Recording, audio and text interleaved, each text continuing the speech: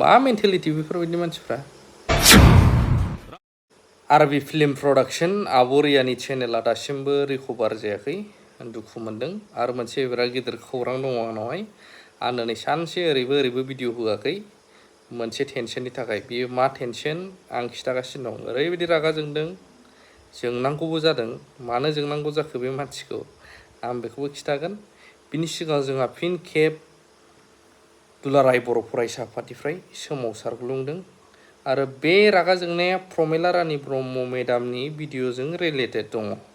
आं बेखौबो खिथागासिनो दङ नैबे आबसुनि सोमावसारनाय आरो गासैबो मुभमेन्टफोरखौ नोंथांमोना नायनो हागोन दायो नैबे भिडिअआवहाय जोंनो नांगौ बिजिरनाय हत्याकारिक फासि दियग दरखनकारिक फासि दियग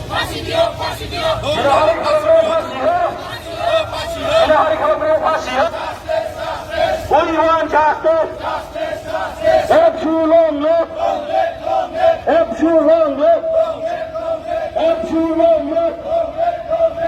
ওই আজি নিখিল বড়ো ছাত্রনতা আমি প্রতিটো জিলাত আমার নিখিল বড়ো ছাত্রনতা জিলা নেতৃত্বত এই প্রতিবাদী সভা আমি লৈছো আৰু ইয়াৰ দ্বাৰা আমি ফৰ্চ ৰেলে লৈছিলো বনজাৰ ৰেলে আৰু আজি আমি এই যোৱা যি দুধনৈত 3 তাৰিখ মানে এটা দৰ্শনকাৰ ঘটনা হৈছিলে আৰু 5 তাৰিখত এজন হিৰণময় খাকলাৰীক তাত মানে ৰেপিষ্টৰ গাঁৱৰ ঘৰত তেওঁসকলক মাৰা হৈছিলে আৰু হিৰণময় খাকলাৰী 16 তাৰিখ মেত ঢুকাইছে তো ইয়াৰ কাৰণে আমি নিখিল বড়ো ছাত্ৰনতা যোৱা দুধনৈত আমি এটা ৰেলে কৰি তাত মাননীয় মুখ্যমন্ত্ৰী অসমলৈ আমি এটা স্মাৰণ পত্ৰ প্ৰেৰণ কৰিছিলোঁ কিয়নো তাত আমাৰ 3-4টা মান দাবী আছিলে এক নম্বৰ দাবীটো হ'ল যে যি ৰেপিষ্ট আছে আৰু হত্যাকাৰী আছে তেওঁসকলক আইনৰ দ্বাৰা মানে কঠোৰ শাস্তি দিব লাগে আৰু আইনৰ দ্বাৰা আমি বিচাৰিছোঁ যে সিহঁতক ফাঁচীৰ শাস্তি দিব লাগে আৰু লগতে এই ৰেপ কেছ আৰু মাৰ্ডাৰ কেছক ফাষ্ট ট্ৰেক কোৰ্টত ট্ৰায়েল কৰিব লাগে বুলি আমি দাবী জনাইছোঁ আৰু লগতে আমি দাবী জনাইছিলোঁ যে ৰেপ ভিক্টিমৰ কাৰণে ইণ্টাৰিম কম্পেনচেশ্যন দিব লাগে 5 লাখকে এজনক আৰু যোনে মাৰ্ডাৰত মানে ঢুকালে তেওঁৰ ঘৰৰ মানুহৰ কাৰণে নেক্সট অফ কিনৰ কাৰণে আমি দাবী জনাইছোঁ 20 লাখ টকাকে অসম চৰকাৰৰ ফালে পৰা হিৰণময় খাকলাৰীৰ নামত এটি কম্পেনচেশ্যন প্ৰেৰণ কৰিবৰ কাৰণে তো ইয়াৰ কাৰণে আজি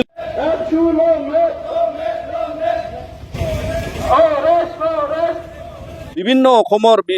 চৰকাৰৰ ফালে হৈ এই ঘটনা কাণ্ডলৈ কোনো মাত মাথা নাই আৰু আজি পুলিচ প্ৰশাসনৰ ফালৰ পৰা তেওঁসকলে নিজৰ কামটো ভালেখিনি কৰিছে মাছবাদত যি ঘটনা হ'ল আৰু মাছবাদত যি দৰ্শন ঘটনা হ'ল দৰ্শনকাৰীক পুলিচে গ্ৰেপ্তাৰ কৰিছে এইটো আমি জানিছোঁ তো আজি অসমত তেনেকুৱা ঘটনা ঘটি আছে তো ইয়াৰ কাৰণে আমি আকৌ অনুৰোধ জনাম আৰু তাত যি পৰিঘটনা হৈছে সেইটোৰ কাৰণে আমি দুখ লাগিছোঁ কিন্তু ইয়াত যে অসমত এনেকুৱা দৰ্শনৰ আৰু মাৰ্ডাৰৰ আৰু ক'ৰবাত চুৰি ডাকাইত এই ঘটনাবিলাক হৈ আছে ইয়াৰ কাৰণে অসম চৰকাৰক আমি অনুৰোধ জনাইছোঁ যে অতি সোনকালে ইয়াৰ বিষয়ে যিমানখিনি ৰেপ যিমানখিনি এনেকুৱা মানে নাৰীৰ ওপৰত অত্যাচাৰ এইবিলাক কেছৰ কাৰণে অসম চৰকাৰে অতি সোনকালে ফাষ্ট ট্ৰেক কোৰ্টৰ দ্বাৰা শাস্তি দিব লাগে আৰু কঠোৰ শাস্তি দিব লাগে যাতে ৰেপিষ্টবিলাকে আৰু একিউজ পাৰ্চনবিলাকে হাৰি নাযায় আৰু অনাগত দিনত যাতে অসমত এনেকুৱা এটা শিক্ষা যে যোনবিলাকে এনেকুৱা মানে লিপ্ত থাকে তেওঁসকলক মানে যাতে কৰেক্ট কৰাৰ কাৰণে আৰু বিভিন্ন যেনেকুৱা ক্ৰাইমৰ পৰা দূৰত থকাৰ কাৰণে এটা মেছেজ যাওক অসমবাসীলৈ তো ইয়াৰ কাৰণে আজিৰ যি মাছবাৰৰ ঘটনা নিখিল বড়ো ছাত্ৰনতা ইয়াৰ কাৰণেও আমি দুখিত ইয়াৰ কাৰণে আজি বিভিন্ন প্ৰতিবাদ হৈছে তাতে আৰু যি পৰিঘটনা হৈছে সেইটো হ'ব নালাগিছিল কিন্তু আজি আমি নিখিল বড়ো ছাত্ৰনতা হয় আমাৰ ডেমক্ৰেটিক ৱে আৰু ডেমক্ৰেটিক ৰাইটছ আমি এক্সাৰচাইজ কৰি আমি আমাৰ প্ৰদৰ্শন কৰিম আৰু আজি আমি ইয়াত কোকৰাঝাৰ জিলাৰ ফালৰ পৰা আমি সেইটোৱে দাবী জনাওঁ যে মাছবাৰৰ ভিক্টিমৰ কাৰণেও অতি সোনকালে জাষ্টিচ দিব লাগিব আৰু যি ৰেপিষ্টসকলক 5জনক এৰেষ্ট কৰা হ'ল তেওঁসকলক ফাঁচীৰ শাস্তি দিব লাগে বুলি আমি দাবী জনাইছোঁ আৰু নিখিল বড়ো ছাত্ৰনতা সদায় এনেকুৱা বেআইন আৰু সমাজ বিৰোধী কাৰ্যকলাপৰ আমি বিৰোধিতা কৰি যাম थारैनो नोंथांमोना भिडिअखौ नुबाय आं मिथिया आं बेसेबां स्पेसियेल भिडिअ लाबोयो बा मायो जोङो माने गोबांथार समावहाय शेयार खालामलायो आरो भिडिअखौ लालायलायो निउसफोरखौबो जों नुयो जे सासेया सासेनिखौ भिडिअखौ शेयार खालामो बैनाव जों गोबां बर' पर्टेलफ्रावबो आरो एसामिसावबो गोबां बेलेग बेलेग नुयो भिडिअफोरखौ मोनसे भिडिअखौनो गोबां चेनेला लानाय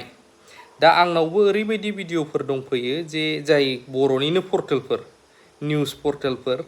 बा आंनि भिडिअखौबो सिगां आं लानायफोरखौ सोरबा लिडारफोरनि मानि बाइटफोरखौ बिथांमोनाबो डाउनलड खालामनानै होनाय मानाय दङ होथों जेबो नङा शेयार जाथों बयबो मिथिनांगौसो बिदिबाथ' दा खोथाया जाहैबाय दाख्लै प्रमेला रानि बायद'नि भिडिअ बेखौहाय हयथ' बियो फेसबुकनिफ्राय लादों आं बिनि चेनेलखौबो बुंनानै होनाय नङा बड'लेण्डनो सोरबा सिगाङाव दंदेरबावो दा बियो मा खालामबाय बेलेगनिफ्राय डाउनलड खालामनानै लाबाय आपल'ड होबाय गावनावथ' भिउस गैया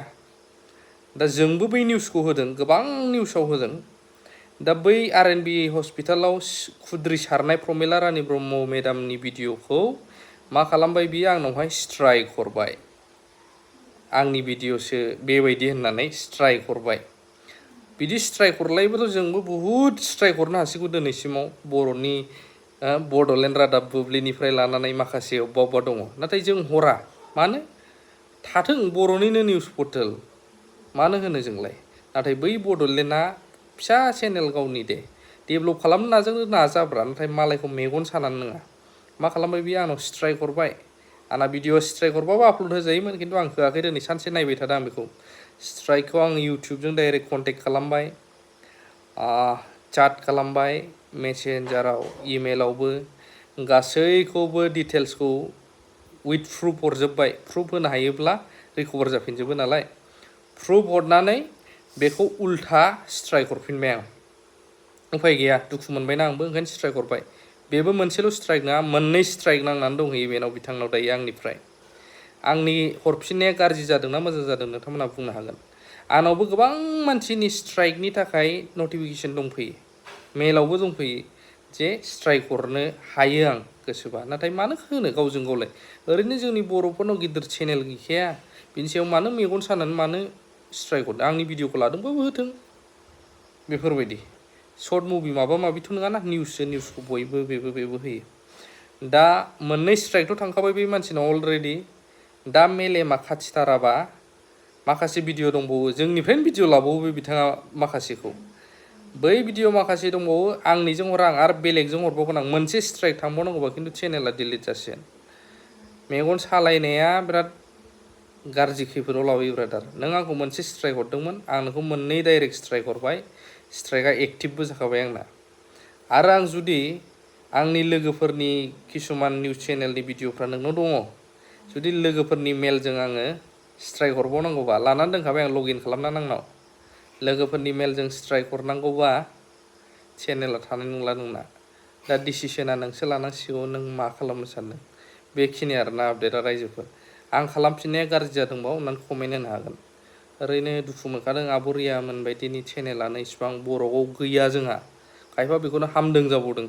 आरो बर'आव गैया जोंहा लासिंसिं नोंसिना बर'नि देरसिन इउटुबार सोर दंब्रा बर' रावजों गैया एलबाम बानायग्रा सोर दंब्रा मालाय हारिना मिलियन थुखैयो पार्सनेलि दुश्मन थानो हागौ नाथाय हारि बुङोब्लाथाय बिसोर बिराद हेफाजाब होलायो थ' बेफोरबायदि एलबाम बानायग्राफोरखौनो हामदों होनहरग्रा दंबावो मा मेन्टेलिटि बेफोरबायदि मानसिफ्रा बे आरो बुंनायफोरा गोरोन्थि जादोंबा अननानै कमेन्ट खालामनो हागोन